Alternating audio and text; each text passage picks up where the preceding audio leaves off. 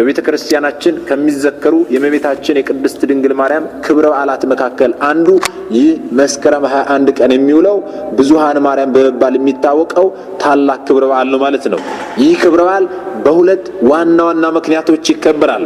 የመጀመሪያው ሊቃውንተ ቤተ ክርስቲያን ሃይማኖታዊ ውሳኔ ለማዘጋጀት ከሩቅም ከቅርብም የተሰባሰቡበት ቀን ስለሆነ በዚህ ምክንያት ይህንን ክብረ በዓል እናከብራለን።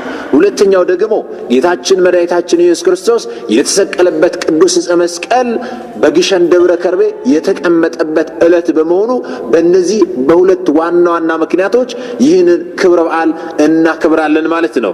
ታዲያ ይህንን ክብረ በዓል ስናከብር ደግሞ ብዙኃን ማርያም ብለን ነው የምናከብረው። ብዙኃን ማርያም ስለምን ተባለ የሚለው ልናውቅ ያስፈልጋል።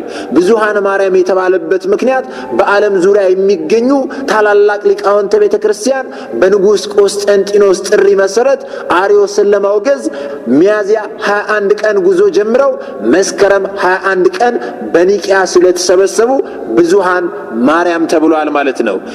ብዙኃን የሚለውም የሊቃውንቱን ብዛት ያመላክታል። እንዲሁም ደግሞ እመቤታችን ቅድስት ድንግል ማርያም የብዙዎች እናት ናትና ብዙኃን ተብላለች ማለት ነው። ታዲያ ይህንን ክብረ በዓል የምናከብረው በሁለት ዋና ዋና ምክንያቶች ነው ብለናል። ምክንያቶቹን ብቻ ጠቅሰን ማለፍ ሳይሆን ዝርዝር አድርገን ልናውቅ ያስፈልጋልና የመጀመሪያው ሊቃውንተ ቤተ ክርስቲያን ሃይማኖታዊ ውሳኔ ለማዘጋጀት ከሩቅም ከቅርብም የተሰባሰቡበት ቀን ነው ብለናል። ይህስ ደግሞ እንደምንድን ነው የሚለው ልናውቅ ያስፈልጋል። ሊቃውንት አባቶቻችን የተሰበሰቡት አርዮስን ለማውገዝ ነበረ። አርዮስ የሚባል መናፍቅ የእግዚአብሔር ወልድን የባሕርይ አምላክነት አልቀበልም በሚል ክህደት እርሱ ተሰናክሎ ሌሎችን ማሰናከል ጀመረ። ለሌሎችም መሰናከል መሆን ጀመረ። ኦርቶዶክሳውያን ሊቃውንትም ታዲያ አርዮስ ክህደቱን እንዲተው ቢመክሩትም እርሱ ግን ሊመለስ አልቻለም። ይህ የአርዮስ ክህደት ታዲያ በሊቃውንቱ መካከል ብዙ መለያየትን ፈጠረ። ጊዜው ታዲያ ታላቁ ንጉሥ ቆስጠንጢኖስ የእናታችን የንግሥት እሌኒ ልጅ የሆነው ቆስጠንጢኖስ የነገዘበት ዘመን ነበርና በእርሱ ዘመን ደግሞ የጣዖታት ቤቶች ይዘጉ፣ አብያተ ክርስቲያናት ደግሞ ይከፈቱ የሚል አዋጅ የተነገረበት ወቅት ነበርና ንጉሥ ቆስጠንጢኖስ በአርዮስ ክህደት ምክንያት በኒቂያ የሃይማኖት ጉባኤ እንዲካሄድ በየሀገሩ ላሉ ሊቃውንት መልእክትን አስተላለፈ። ልብ በሉ ወገኖቼ። በንጉሥ ቆስጠንጢኖስ ጥሪ መሰረት ታዲያ ከሚያዝያ 21 ቀን ጀምሮ እስከ መስከረም 21 ቀን ድረስ 2348 ሊቃውንት በኒቂያ ተሰበሰቡ። እነዚህ ሁሉ ሊቃውንት አባቶቻችን ተሰብስበው የተጠናቀቁት መስከረም 21 ቀን ነው። ከሚያዝያ 21 ቀን ጀምረው እስከ መስከረም 21 ቀን ድረስ እነዚህ ሁሉ ሊቃውንት አባቶቻችን በኒቂያ እየተሰበሰቡ ነበረ። ተሰብስበው የተጠናቀቁት መስከረም 21 ቀን ነበረ። ልብ በሉ ወገኖቼ፣ በየሀገሩ ያሉ ሊቃውንት አባቶቻችን በኒቂያ ተሰበሰቡ። 2348 ሊቃውንት አባቶች ማለት ነው። ኒቂያ ታዲያ ለዚህ ጉባኤ የተመረጠችበት ምክንያት ምንድን ነው ካልን ጳጳሱን ከማኅበረ ካህናቱ ጋር ንጉሡን ደግሞ ከሰራዊቱ ጋር አጠቃላ ለመያዝ የምትችል ሰፊና ምቹ ቦታ ከመሆኗን ባሻገር ለሁሉም አማካኝ ስፍራ ላይ ስላለች ኒቂያ ለዚህ ጉባኤው በኒቂያ እንዲካሄድ ተመርጣለች ማለት ነው።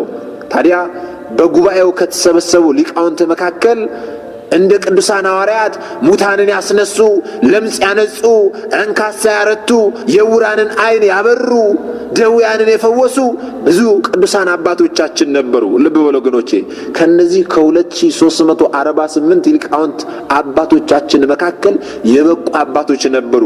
ዕውራንን ያበሩ፣ አንካሳ ያረቱ፣ ለምጻሙን ያነጹ፣ ሙታንን ያስነሱ ታላላቅ ቅዱሳን አባቶች ነበሩበት በዚህ በኒቂያ ጉባኤ ላይ ማለት ነው። ይህም ብቻ አይደለም ታዲያ ስለ ርትዕት ሃይማኖታቸው ብለው በመጋደል ዓይናቸውን ያጡ፣ እጃቸውን ያጡ፣ እግራቸውን ያጡ፣ አካለ ጎደሎ የሆኑ ብዙ ቅዱሳን አባቶችም ነበሩበት። ልብ በሉ ወገኖቼ። ታዲያ ሊቃውንቱ ሱባኤ ይዘው በጸሎት ከቆዩ በኋላ ህዳር 9 ቀን በንጉሥ ቆስጠንጢኖስ ሊቀመንበርነት በእለእስክንድሮስ አፈ ጉባኤነት ጉባኤው ተጀመረ። ንጉሡ ሊቃውንቱን እንዲህ አላቸው፣ ስማችሁንና አገራችሁን እንዲሁም ደግሞ ሃይማኖታችሁን ጽፋችሁ ስጡኝ አላቸው። ንጉሥ ቆስጠንጢኖስ ይህንን ትእዛዝ ባስተላለፈ ጊዜ ከነዛ ከ2348 ሊቃውንት መካከል 318ቱ ሊቃውንት አባቶቻችን ሃይማኖታቸውን ሲገልጡ እንደ አንድ ልብ መካሪ፣ እንደ አንድ ቃል ተናጋሪ ሆነው ዘእሩ ይመስል አብ በመለኮቱ ወልድ ከአብና ከመንፈስ ቅዱስ ጋር በመለኮት በስልጣን በፍቃድ በህልውና አንድ ነው ብለው ጽፈው ሰጡት። ልብ በሉ ወገኖቼ፣ ንጉሡ የጠየቃቸው ምን ነበረ? ሃይማኖታችሁን፣ አገራችሁንና ስማችሁን ጽፋችሁ ስጡኝ አለ። በዚህ ጊዜ ታዲያ የ318 ሊቃውንት አባቶቻችን ሃይማኖታቸውን የገለጡበት ተመሳሳይ ጽሕፈት ነበረ።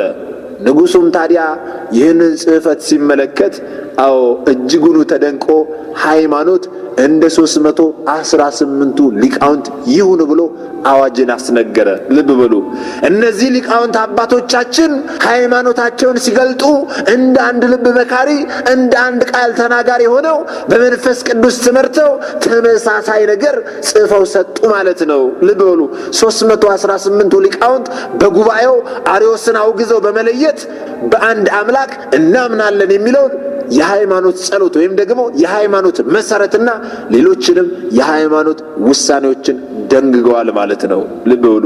ስለዚህ ሊቃውንቱ ጉባኤውን ያካሄዱት ህዳር 9 ቀን ይሁን እንጂ በአንድነት የተሰባሰቡት መስከረም 21 ቀን ስለነበረ ይህ ዕለት ብዙሃን ማርያም እየተባለ ይጠራል ማለት ነው።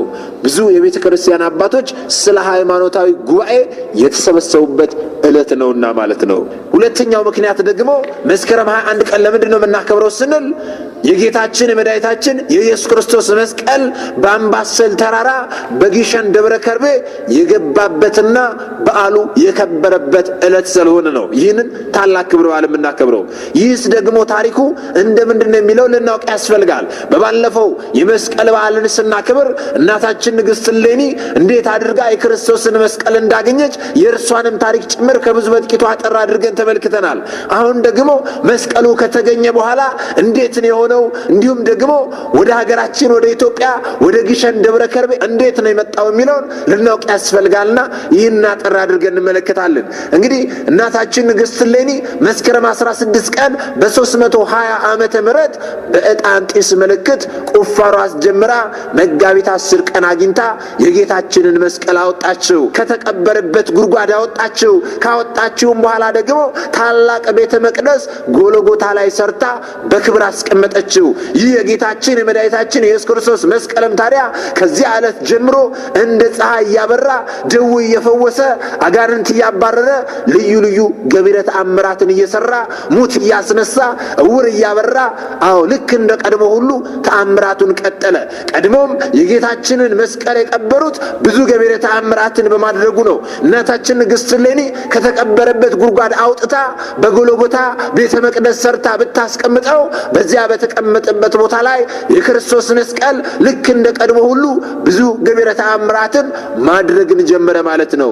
ይህንንም ታዲያ ከኃያላን ነገሥታት መካከል የፋርስ ንጉሥ መስቀሉን ማርኮ ፋርስ ወስዶ አስቀምጠው። በዚህ ጊዜ የኢየሩሳሌም ምዕመናን የድሉን ዜና ሰምተው ስለነበረ የአንድ ቀን መንገድ ያህል ሄደው በመቀበል ካህናቱ በዝማሬና በቸብቸቦ እንዲሁም ደግሞ በእልልታ እያጀቡ ችቦ እያበሩ የጌታችንን መስቀልና እንዲሁም ደግሞ አብረውት የነበሩትን ሰዎች ተቀብለዋቸዋል ማለት ነው። እንግዲህ ይህ ግማደ መስቀል ለብዙ ዘመን በእስክንድሪያ ሲኖሩ በግብጽ ያሉ እስላሞች እየበዙ ኃይላቸው እየጠነከረ ሄደ። በእስክንድሪያ የሚኖሩትን ክርስቲያኖች መከራ ያደርሱባቸው ነበረ፣ ስቃይ ያሰቃዩአቸው ጀመረ። ክርስቲያኖቹም ታዲያ በአንድነት ሆነው መክረው ለኢትዮጵያዊው ለአጼ ዳዊት እንዲህ የሚል መልእክት ላኩ። መከራው ሲበዛባቸው፣ ግፉ ሲበዛባቸው፣ ጭንቁ ሲበዛባቸው በአንድነት ተማከሩና ለኢትዮጵያዊው ንጉሥ ለአጼ ዳዊት መልእክት ላኩ። ምን የሚል መልእክት ካልን፣ ንጉሥ ሆይ በዚህ በግብጽ ያሉ እስላሞች መከራ አጽንተውብናል፣ ኃይልህን አንስተ አስታክስልን ብለው ከዚህ መከራ አድነን ብለው ደብዳቤ ላኩለት። ዳግማዊ አጼ ዳዊትም ታዲያ ለመንፈሳዊ ሃይማኖት ቀንተው የክርስቶስ ፍቅር አስገድዷቸው 20,000 ሰራዊት አስከትለው ወደ ግብጽ ዘመቱ። በዚህ ጊዜ ታዲያ በግብጽ ያሉ ኃያላን ሁሉ ፈሩ፣ ተረበሹ። ንጉሥ ዳግማዊ አጼ ዳዊትም ታዲያ እንዲህ የሚል መልእክትን ለእስላሞች ላከ። በተፈጥሮ ወንድሞቻችሁ ከሆኑ ክርስቲያኖች ጋር ካልታረቃችሁ ሀገራችሁን መጥቼ አጠፋዋለሁ የሚል ማስጠንቀቂያ ደብዳቤ ላከላቸው። በዚህ ጊዜ ታዲያ የንጉሡ መልእክት ለእስላሞቹ እንደደረሳቸው ያንን ደብዳቤ ካነበቡ በኋላ ፈርተው እንደ ጥንቱ በየሃይማኖታቸው ጸንተው በሰላም እንዲኖሩ ከክርስቲያኖች ወንድሞቻቸው ጋር ታረቁ። መታረቃቸውን ታዲያ አጼ ዳዊት ሰሙ። በዚህ ጉዳይ ንጉሡ ደስ አላቸው፣ እግዚአብሔርንም አመሰገኑ። በግብፅ የሚኖሩ ክርስቲያኖችም ታዲያ ከ12,000 ወቄት ወርቅ ጋር ደስታቸውን ለኢትዮጵያዊው ንጉሥ ለዳግማዊ ዳዊት በደብዳቤ አድርገው ላኩላቸው። ንጉሡም ታዲያ የደስታውን ደብዳቤ ተመልክተው ደስ አላቸው። ደስ ብሏቸውም ታዲያ ወርቁን ግን መልሰው ላኩላቸው። ወርቁን መልሰው ልከው እንዲህ አሏቸው፣ መልሰው ደብዳቤ ጻፉላቸው። በግብፅ የምትኖሩ የክርስቶስ ተከታዮች የሆናችሁ እንኳን ደስ አላችሁ። የላካችሁልኝን 12,000 ወቄት ወርቅ መልሼ ልኬላችኋለሁ። የኔ ዓላማ ወርቅ ፍለጋ አይደለም። የክርስቶስ ፍቅር አስገድዶኝ በተቻለኝ መጠን ችግራችሁን ሁሉ አስወገድኩላችሁ። አሁንም የምለምናችሁ በሀገሬ በኢትዮጵያ ረሃብና ቸነፈር ድርቅ ስለወረደብኝ መድኃኔ ዓለም ክርስቶስ የተሰቀለበት ቅዱስ መስቀልና የቅዱሳን አጽም ከሌሎች ክቡራን ዕቃዎች ጋር አንድ ላይ አድርጋችሁ እንድትልኩልኝ እፈልጋለሁና ይህንን ላኩልኝ ብሎ መልእክት ላከላቸው። ልብ በሉ ወገኖቼ፣ እነርሱ ደስ ብሏቸው ያንን ጭንቃቸውን መከራቸውን ስላጠፋላቸው ደስ ብሏቸው 12,000 ወቄት ወርቅ ቢልኩለት ያንን ወቄት ወርቅ መልሶ ልኮላቸው እኔ የምፈልገው የክርስቶስን መስቀል ነው፣ በሀገሬ ረሃብና ቸነፈር ድርቅ ስለመጣ ያንን ረሃብና ቸነፈር ድርቅ ደግሞ የሚያጠፋልኝ የክርስቶስ መስቀል ነውና የክርስቶስን መስቀልና የቅዱሳንን አጽም እንዲሁም ደግሞ ሌሎች ክቡራን ዕቃዎችን አንድ ላይ አድርጋችሁ እንድትልኩልኝ እፈልጋለሁ ብሎ መልእክት ላከ። ልብ ወገኖቼ፣ ታዲያ በእስክንድርያም ያሉ ምእመናን ይህ መልእክት እንደደረሳቸው ከሊቃነ ጳጳሳትና ከኤጲስቆጶሳቱ ጋር ውይይት አደረጉ። ውይይት አድርገው ንጉሡ ታላቅ ክርስቲያን ነው፣ ስለዚህ ልቡን ደስ እንዲለው የፈለገውን የጌታችንን ግማደ መስቀል ከቅዱሳን አጽምና ንዋያተ ቅዱሳት ጋር አሁን በመለሰው ወቄት ወርቅ የብርና የነሐስ የመዳብ የወርቅ ሳጥን አዘጋጅተን ሰርተን እንላክለት ብለው 12,000 ወቄት ወርቅ ቀድመው ልከውለት ነበር። ያንን ወርቅ መልሶ ነበርና በዚያ እርሱ መልሶ በላከላቸው ወርቅ የብርና የነሐስ የመዳብ የወርቅ ሳጥን አዘጋጅተው በክብር በስነ ስርዓት አድርገው በሰረገላ አድርገው በግመል አስጭነው ስናር ድረስ ወይም ደግሞ ሱዳን ድረስ የጌታችንን ግማደ መስቀል እንዲሁም ደግሞ የቅዱሳንን አጽም እንዲሁም ደግሞ ሌሎች ቅዱሳት ነዋያትን አንድ ላይ አድርገው አስረከቧቸው። ያንን ሁሉ ቅዱሳት ነዋያትና የክርስቶስን መስቀል ባስረከቧቸው ጊዜ በእጃቸው እያጨበጨቡ በእግራቸው እያሸበሸቡ በግንባራቸው እየሰገዱ በክብር በደስታ ያንን ተቀበሏቸው። የጌታችንን ግማደ መስቀል ወደ መካከለኛው ኢትዮጵያ ለማድረስ ሲሞክሩ ሳለ ሳይደርስ በድንገት አጼ ዳዊት ሱዳን ላይ ወይም ደግሞ ስናር ላይ አረፉ። ልብ በሉ ወገኖቼ፣ ግማደ መስቀሉም ታዲያ የግድ በዚያው በስናር መቆየት ስላስፈለገው በዚያው ቦታ ላይ ቆየ ማለት ነው። ከዚህ በኋላ ታዲያ የሟቹ የዳግማዊ ዳዊት ልጅ አጼ ዘርዓ ያዕቆብ እንደነገሱ ወደ ስናር ሄዱ።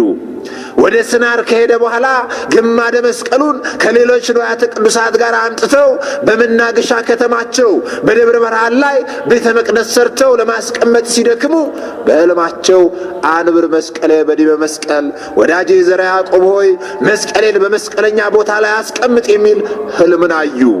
ንጉሡም ታዲያ መስቀለኛ ቦታ እየፈለጉ በኢትዮጵያ አውራጃዎች ሁሉ በመፈለግ ላይ ብዙ ቦታዎችን እየፈለጉ ስለነበረ ያንን መስቀለኛ ቦታ እስከሚያገኙ ድረስ በብዙ ቦታዎች ላይ የክርስቶስን መስቀል የጌታችንን ግማደ መስቀል አሳርፈዋል። ለምሳሌ የት አሳረፉ ስንል በሸዋ በደርሄ ማርያም፣ በመናገሻ አምባ ማርያም እንዲሁም ደግሞ በእንጦጦ ማርያም በወጨጫ መስቀሉን አሳርፈውት ነበረ። መስቀለኛ ቦታ እስከሚያገኙ ድረስ የጌታችንን ግማደ መስቀል አሁን በጠሯቸው ቦታዎች ላይ ለተወሰኑ ጊዜያት አሳርፈው ነበር፣ አስቀምጠው ነበር የጌታችንን መስቀል። ልብ በሉ። ነገር ግን የመጨረሻውን ቦታ ባለማግኘታቸው በራእይ እየደጋገመ መስቀልን በመስቀለኛ ስፍራ አስቀምጥ እያለ ይነግራቸው ነበረ። እሳቸውም ብዙ ደከሙ። መስቀለኛውን ቦታ ለማወቅ ብዙ ደከሙ፣ ለፉ።